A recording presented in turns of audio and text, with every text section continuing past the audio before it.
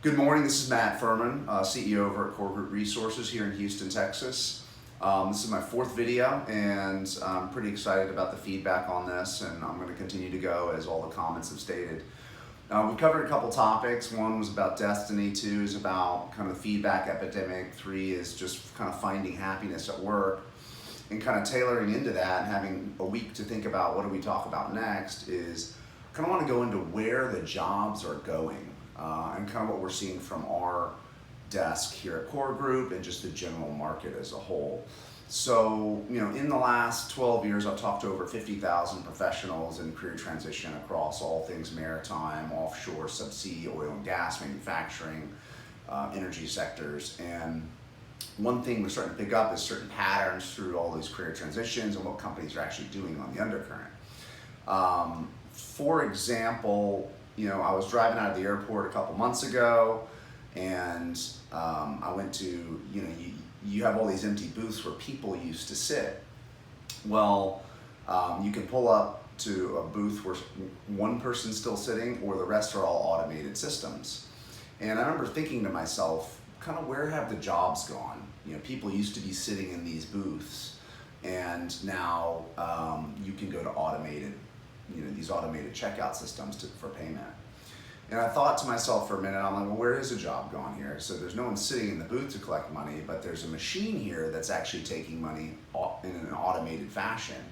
And at that moment, I realized, the job is still there, but it's just converted itself into the machine, i.e. maintenance and repair of an automated machine and programming of the machine and software updates. So taking a look at where the job shifted there, kind of got my mind thinking on where our education should be heading as well in regards to what we're training our kids to do, what our universities are doing, what our schools are doing at school. Kind of the generalist, go figure it out and kind of feel your way through the dark mentality. Just go to college, get a degree that makes you feel happy. And if you come out as a generalists are having a really tough time right now. You really need to narrow focus earlier in regards to engineering or software development, or really taking a look at what it is the market demands. So if we look at where the market's headed, it's into the cloud right now. The cloud, it's Python development, it's solutions architects, so the entire IT sphere as far as programming the cloud is blowing and going. And we picked up a search the other day for someone who has a PeopleSoft experience, paying $182 an hour. Think about that. How many colleges are teaching kids how to do PeopleSoft right now? A whopping 0, maybe 1 if we're lucky. I'll just say there's 1 out there. We'll hope there is. Right now our education system's training people for jobs that were relevant 5 to 10 years ago. But right now the market's really changing every 18 months. And as we automate more business processes, we're gonna need more hyper specialists. And so it's really important to see, okay, where are the jobs going? Where's the market headed? And how can I align my career and my expertise to meet it as the market demands are there? So usually by the time you've heard about the money, it's too late. You kind of have to take a look at where the market's headed.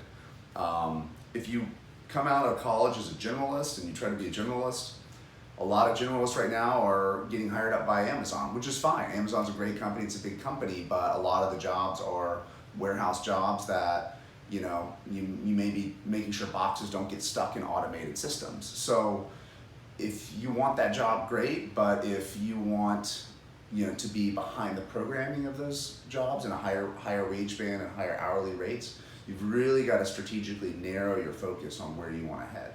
If you take a look at the maritime industry, the offshore industry, this is a highly regulated business. A barrier to entry into maritime is huge. You've got to sail on ships for an entire year to get a license to credential, to be able to step on the vessel. And so the barrier to entry is there. Same with nursing. Barrier to entry is a nursing license. Barrier to entry is a home appraiser. Barrier to entry. So you take a look at your barrier to entry certificates as well as far as where the market's headed and what the market needs, and focus your time and energy there. Those are just some examples of where the job market's headed. It's barrier to entry jobs, which is license or certificate holder jobs, or automation jobs, or taking a look at what's on the precipice or what's turning the corner. So what is true today as a job? It's kind of the old, I call it the old plant mentality where, dad worked at the paper plant, so did granddad, and so did your dad, and so there's generational shaping on where you should go. Well, the paper plants, are contracting right now because everyone's reading online news, and there's no need for newspapers. So if you look at the newspaper business and that plant generational job tracking, what was true for the last 200 years may not be true for the next 5. So it's time to get really focused now on where you want to kind of coach and design your career in order to meet the market demands as they arrive in the next 5 to 10 years. The next 5 to 10 years are going to be radical changes to the job market. And so now is the time to really focus on where to guide and course correct your future career.